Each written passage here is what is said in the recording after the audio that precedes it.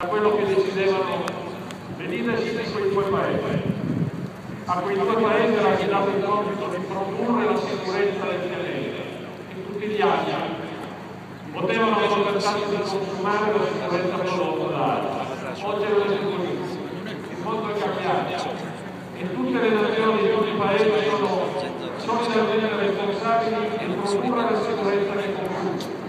Tutti abbiamo il dovere e la responsabilità di concorrere a garantire pace, stabilità e sicurezza al pianeta come condizione per garantire pace, stabilità e sicurezza in ogni nazione e in primo luogo alla nostra. Per questo la presenza dei nostri contingenti militari in funzione di contrasto ai conflitti, di peace and forces, di peacekeeping, di mantenimento della pace nei Balcani, in Afghanistan, nel Medio Oriente, in Iraq, in questi anni è stata una presenza preziosa, per cui credo che tutto il Paese deve essere grato ai nostri soldati, ai nostri sottufficiali e ai nostri ufficiali.